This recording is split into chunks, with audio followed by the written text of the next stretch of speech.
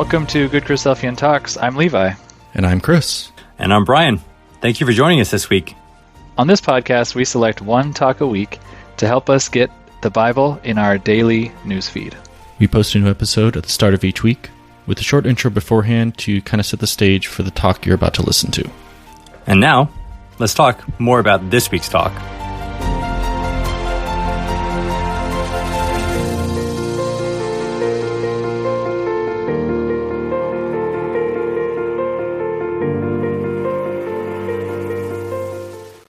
This week, we're listening to an exhortation that was given by Brother Frank Abel back in 1998 at the Idyllwild Bible School. Brother Frank is from the Shelburne, Ontario Ecclesia in Canada, and this exhortation, which was given right at the end of the Idyllwild Bible School, he's taking a look at the lessons from Rahab in the story of Joshua. And what I really appreciate about this is it's a really good reminder for us. He starts by talking about some of the ebbs and flows in faith that we can feel in our lives and takes lessons from Rahab in how that we can apply that so that we can more weather those ebbs and flows as we live our life waiting for the return of Christ. I really appreciate it. He does a really great job at looking at the details of the story and pulls out some really awesome nuggets that I'll save for you to discover when you listen to it, to be able to kind of put yourself more in Rahab's place and understand what was going on, both for her, for the spies, and for everything else. It's this exhortation to me is just a classic example of understanding what is really great about some of the Sunday school lessons that we've learned growing up, and how many details sometimes we can lose when we're otherwise just focused on the overall story. That just makes them more powerful as you dig deeper and deeper into them. As always, thank you for listening and for sending in any suggestions. I hope that you enjoy this exhortation and find it to be uplifting for your walk. With that, I will turn it over to our brother Frank Abel for his exhortation entitled Lessons from Rahab. Good morning, brothers and sisters and young people. We have one final time to open our Bibles and to open our minds and to consider some things that will help us, we pray, when we come down from this mountain. I suppose there's not too many young people here have the tendency to wake up early, especially at Bible school. But some of the older people, out of habit, when they wake up in the morning, it's very difficult to get back to sleep. And sometimes there's real benefits in noticing that there is quite a time between the first rays of day and before you ever see the sun. When you think of it as a proportion of the day, it's quite a period of time, which in various parts of the world, of course, varies, but in our part of the world would be about 60 to 90 minutes at this time of the year. Now, God has told us that there are certain things to think of when we see things like that. You may not have thought of it this way, but in Joel chapter 3, in verse 1 and 2, he talks about the return of the Jewish people from captivity. And he does say, in those days, in that time, when I bring again the captivity of Judah and Jerusalem, I will also gather all nations and will bring them down into the valley of Jehoshaphat. So there are certain things prophetically which are like the dawning of a day. The first rays of the sun mean something. The full sun means something else. And it would seem to me that there were good reasons for our brothers and sisters, quite possibly a number of you here, who can remember back to the joy and the excitement in our community in 1947 and in 48, when finally Israel became a state. And Joel chapter 3, without any doubt, we were now seeing the return of the captivity of Judah and Jerusalem. Obviously, there would be people who would have said they could have seen those first rays of light in 1917, sometime before that. But there was no question in 1948 that the first rays of light were there. Now, the characteristic of the first rays of light till the actual appearance of the sun is that everything becomes brighter and brighter. You can see more.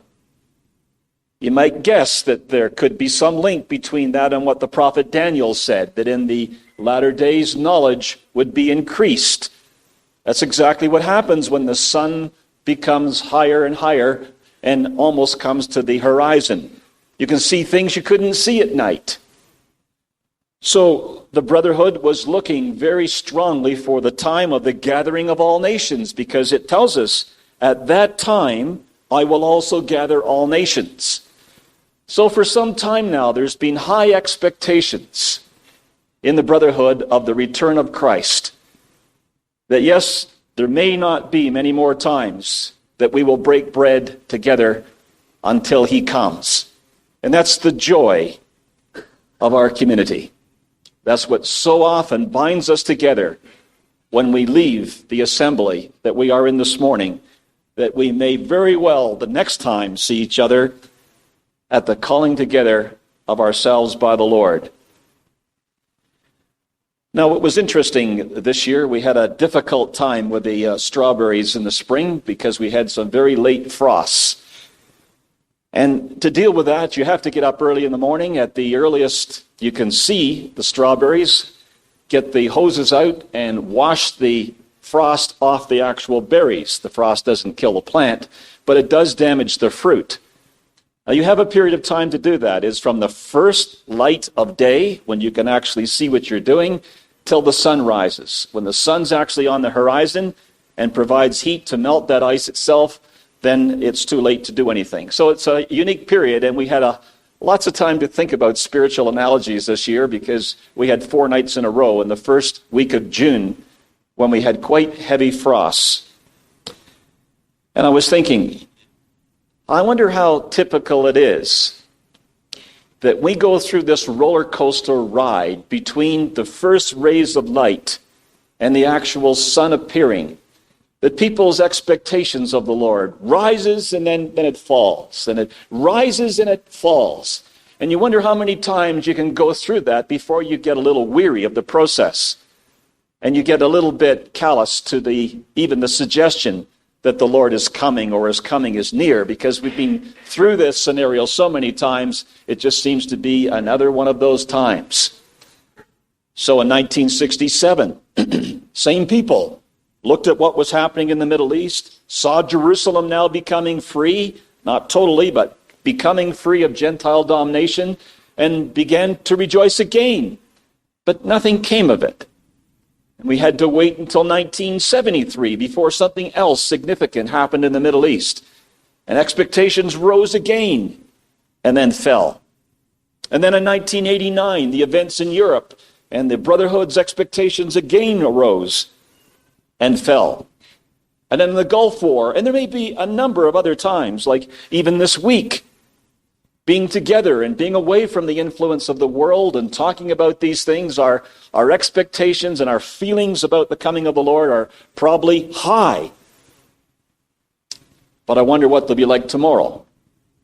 And later on in the week, when we get back into those grooves that we came out of so happily at the beginning of last week. Now, we have to deal with this, brothers and sisters, this rising and falling of expectations. There can't be any question that when you see the first rays of light, the sun will appear on the horizon. Been that way ever since God created it, and he guarantees it will continue, that day and night will continue before him. So we don't doubt that there will be an appearance of the sun. We don't doubt that our Lord will come, but we would sure like to have a little more comfort as to how to deal with the rise and the fall of the expectations. Well, we need to go to the Bible to get that comfort. We were here yesterday in class, and there's one major example in the life of Rahab we'd like to look at before we leave the subject. In Hebrews chapter 6, you may remember the theme we were working on was revealed to us in verse 12.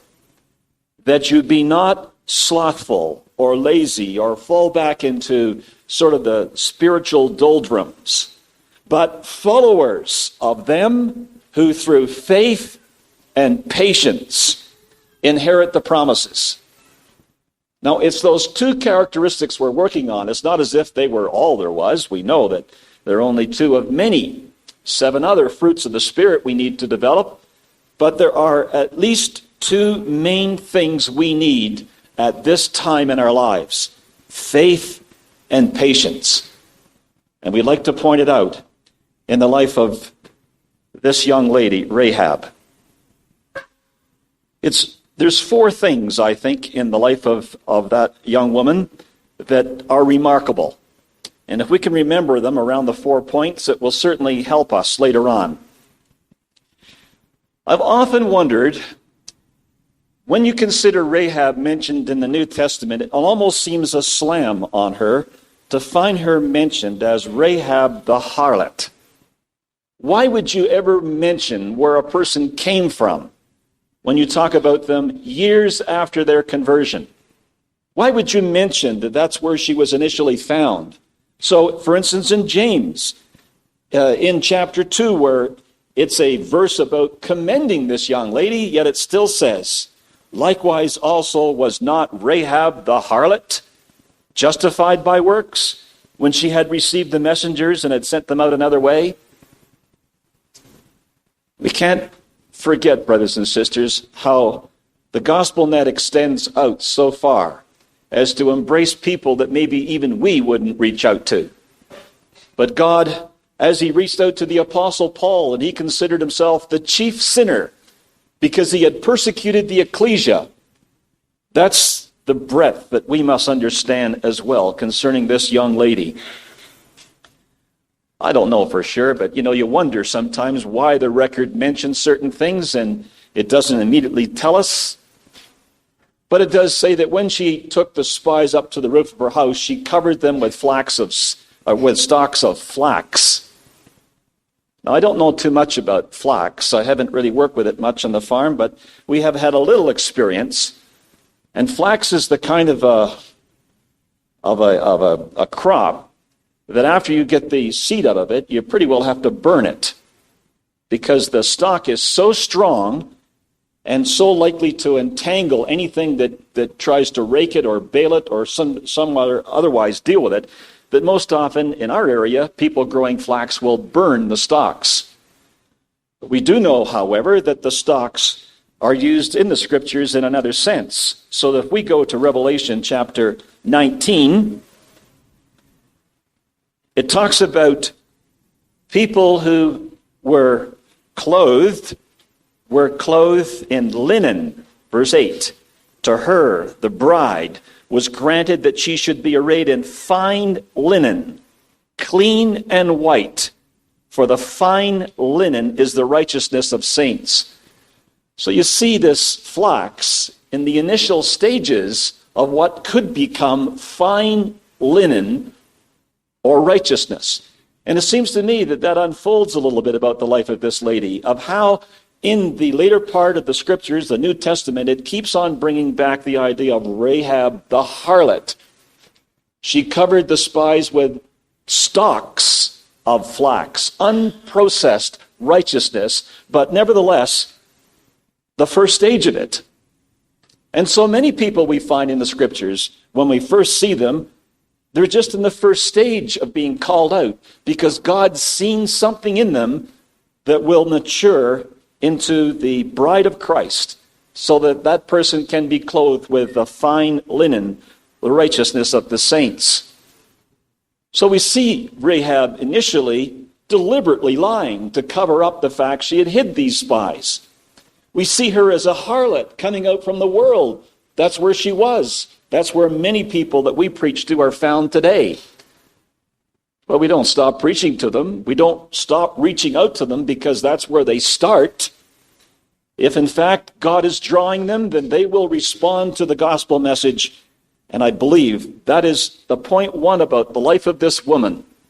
She represents the Gentiles. They weren't found in the way of righteousness. But there was something about them that illustrated that given the opportunity, they would develop the fine linen, the righteousness of the saints. Now, what is stated about this person is very brief. We have one chapter. We have a few comments on it later on, but just really have the one chapter. So as the scriptures come to our aid so often with just the minimum number of words, but saying quite a lot on those words, we find her commended in verse 11, chapter 2 of Joshua.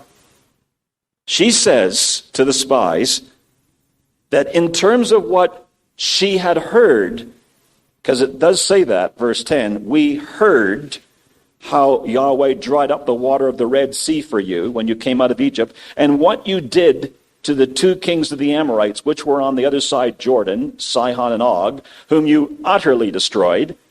As soon as we had heard these things, our hearts did melt. Neither did there remain any more courage in any man because of you.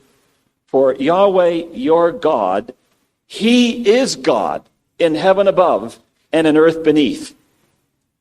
Now, it's that declaration of this young lady which separated her, it would seem, from everybody else in Jericho.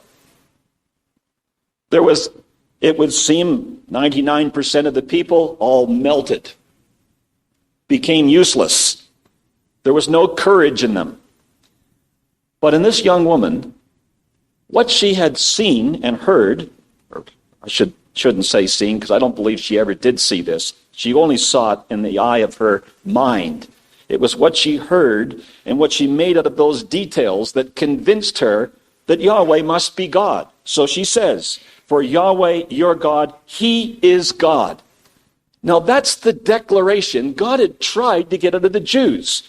You go back to Deuteronomy in chapter 4 and see what God specially did, besides coming out of Egypt, to try to get the Jewish people to come to the same conclusion. So he says in verse 31, Deuteronomy chapter 4, at verse 31. Maybe we'll read verse 30 for connection. When thou art in tribulation, and all these things are come on thee, even in the latter days, if thou turn to Yahweh thy God, and shalt be obedient unto his voice, for Yahweh thy God, he is a merciful God. He will not forsake thee, nor destroy thee, nor forget the covenant of thy fathers, which he sware unto them. And he goes on to say, you ask in the days that are past. Ask anywhere you like. Verse 33, did ever people hear the voice of God, which God had arranged for them, speaking out of the fire, as you have heard and lived? Verse 34, had any other God essayed to take him a nation from the midst of another nation, by temptations and signs and wonders and war, and by a mighty hand and by a stretched out arm, and by great terrors, according to all that Yahweh your God did for you in Egypt before your eyes? Unto thee it was showed that thou mightest know that Yahweh, he is God, there is none else beside him. Now God had done this for Israel. They had the opportunity to walk through the Red Sea and see the walls of water on either side and think about it as they went through. God did that for them so that they might come to that conclusion that Yahweh, he is God. But here Rahab, without ever seeing it, only hearing it, believed the same thing. She came to the same conclusion. Now that can't help but strike a note in you, going right to the New Testament. You have a look at John chapter 20, verse 29. This was Thomas's declaration of Jesus Christ. Thomas answered and said unto him, my Lord and my God, after he had actually put his fingers into the holes that were left in the body of Jesus Christ concerning the crucifixion. Based on that, Thomas was to say, my Lord and my God. And Jesus said unto him, Thomas, because you have seen me, you have believed. Blessed are they that have not seen and yet have believed. Now, Rahab was the type of those people. She was a person who could, by just hearing, perceive that this must be God. Who could possibly do these great wonders and signs except he be God? Well, that's what we're trying to instill in ourselves, brothers and sisters. That's what we're trying to instill in our children, who can make that connection, that if God did those things, then he must be God. And it was on the basis of that that this woman then acted in the way of faith, and she was accepted. When 99%, who knows, maybe everybody else in Jericho was weak. Their hearts melted in them when they heard these things.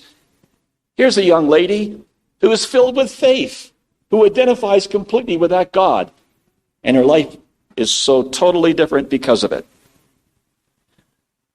Now look at what she did. That was point 2. Point 3 is, look at what she did. Verse 13, 12 and 13. Again, we have to rely on the text of the Scriptures to tell us the details.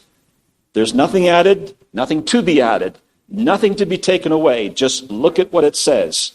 She said, "Now therefore I pray you, swear unto me by Yahweh, since I have showed you kindness, that you will also show kindness unto my father's house. And give me a true token, that you will save alive my father, my mother, my brethren, and my sisters, and all that they have, and deliver our lives from death." And I thought, well, surely she would have said herself, "Save me." Do you notice that's not in that record? She says, "Give me a true token that you will save my dad, my mom, my brothers, and my sisters, and all that they have." And I think that's a secret, brothers and sisters, of how to go about our life after we leave the mountain. If our life is consumed in trying to serve and save others, that very process is how we save ourselves. Like someone might say, well, the first thing you do is save yourself. And in the sense of doctrine, we'd have that admonition from the Scriptures that we save ourselves first so we can save others. But when it comes to working it out, when it comes to the mental processes that drive us in our life, it was her desire, her burning desire to save her dad and her mom, to save her brothers and her sisters, and quite possibly her little nieces and her little nephews, that was moving her to say these things. She wanted them saved, knowing that as had been done to the 2 kings on the other side of the Jordan, so they would do to Jericho. They would kill everybody. Now, brothers and sisters, we've talked about this already this week, that if we're really interested in the life of our children, we've got to set examples for them. We've got to show them the way. And instead of many times coming into the conflicts that we have in the ecclesia with how to do things theoretically, just to show people how to do it is the more honorable, the higher ground which we're called to in Christ Jesus. So point number 3, like the Lord Jesus Christ, who was laying down his life that we might live, so Rahab was risking her life that her family might live. And in both cases, God honored them so that they lived as well. I mean, there's wonderful principles involved in what drives people, what motivates people to do the things they do in their life. But I tend to think the 4th part of the life of Rahab is what's most benefit to us this morning. Now you contemplate this, brothers and sisters, of what happened. The spies told her very specifically in verse 18 and 19, "When we come into the land, bind this line of scarlet thread in the window." When did she do it? It seems to me that Rahab must have thought they were going to come back almost immediately. So it tells us just over in verse 21, "According to your word, so be it. And she sent them away, and they departed, and she bound the scarlet line in the window." As far as Rahab was concerned, there was not going to be any question about whether she carried out her obligations. As soon as they left, it was bound in the window, ready for her salvation. But they went on and said, "You've got to bring your father, your mother, your brethren, and all your father's household home to you." Verse 18. Verse 19, "It shall be that whosoever shall go out of the doors of your house into the street, his blood shall be upon his head, and we will be guiltless. Whosoever shall be with thee in the house, his blood shall be on our head, if any hand be upon him. Further, verse 20, if you utter this our business, then we will be quit of thine oath, which thou hast made us to swear. So Rahab was bound, just like it seems with the scarlet thread, to get it in the window as soon as possible, to go to her father and her mother, which probably were not in her house, and her brothers and her sisters, and to bring them to that house on the wall, and to tell them they had to stay there. They could not go out. And don't tell anybody about what we're doing. You just think about how she could have possibly carried this out. She had no idea of how long it would take.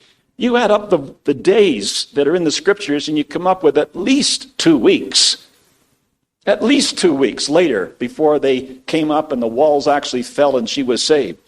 It would seem to me, by how quickly she put the scarlet line in the window, that she must have called her family together and told them right away, you can't leave the house. But not knowing it would take 2 weeks, I've often wondered, did she take enough food? Did she take enough water to last 2 weeks? You must wonder the excitement that they had when they first saw Israel coming towards the city.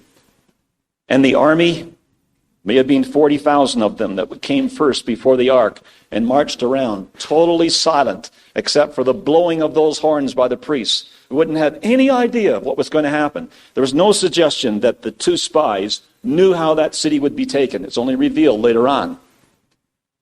So she wouldn't have known what was going on. But she had been convinced. She had convinced her dad, her mom, her brothers, and her sisters to get into this house and stay there and don't dare go out of that door. And with possibly the rations in the house running short, possibly being on the wall, there would be other problems. You think of the sanitation problems they would have in that house.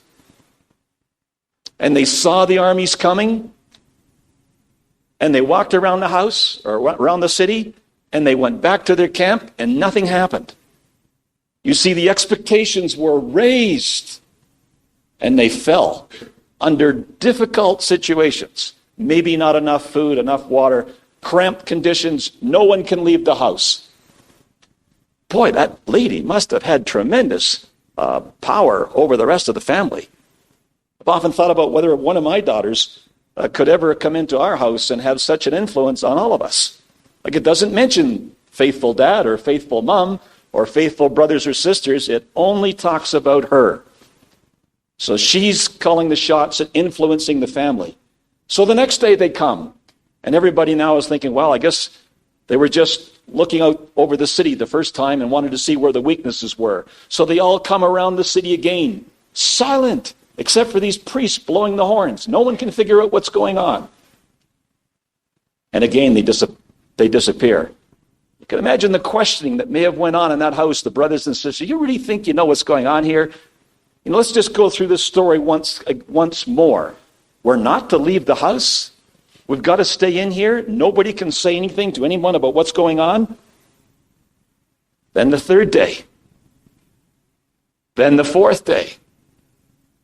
Then the 5th day. You would think it might have been a laughingstock at that stage where people were starting to mock her in the house. I doubt it myself. But you can see that human nature being what it is. Now here's the 5th time these people are coming marching around. What is going on? He stands, and they don't take the city. And then finally, the 7th day. I think God does put us through trials, brothers and sisters. It's through faith and patience we inherit the promises. It's looking to people like Rahab that when our expectations rise and fall, we remember what it must have been like in that house with the limited rations, with the sanitary conditions that would have been there, all those people in this house on the wall all that time. Yet the scarlet thread was in the window, and she faithfully held on, not knowing how long it would be before the city walls would finally come down.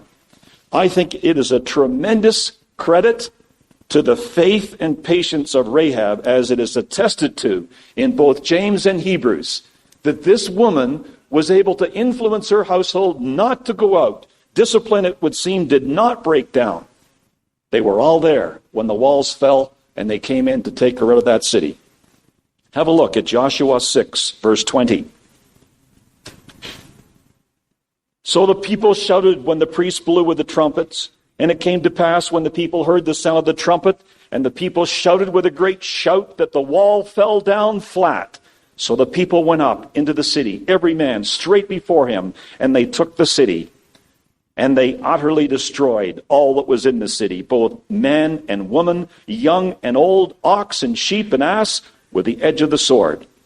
But Joshua had said unto the two men that had spied out the country, Go into the harlot's house, and bring out thence the woman and all that she hath, as you swear unto her.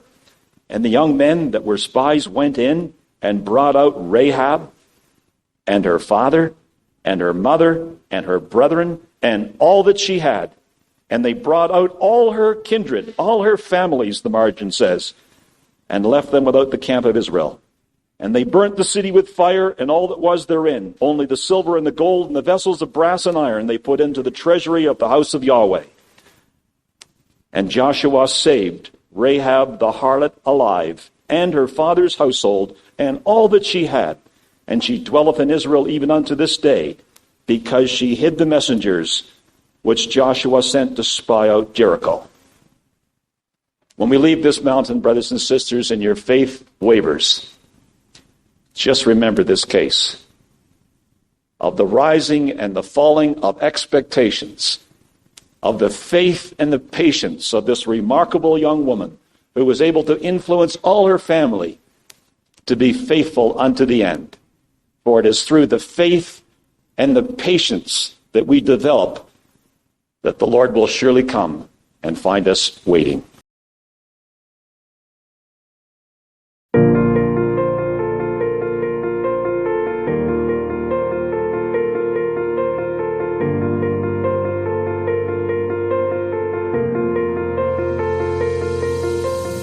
Thank you for listening to the Good Christadelphian Talks podcast. We hope this talk helped you in your walk. If you would like to hear more, please subscribe for new episodes and leave a review in Apple Podcast or whichever service you are using to help more people find the show when they search for it. If you enjoyed this particular talk, please share it with someone who you think might enjoy it as well. For show notes on the talk you just listened to, visit our show page at anchor.fm/GCT or check the show notes section of your podcast player. Please share your thoughts on the talk from this week on our Facebook or Instagram pages, where we are at GoodChristadelphianTalks, on Twitter, where we are at GCT_podcast, or leave a comment on our YouTube channel, where these talks are posted as well. If you know of a great talk, we want to know about it too. Send a suggestion to our email at goodchristadelphiantalks@gmail.com, or message us on any of our social media accounts. Thank you for listening, God bless, and talk to you next week.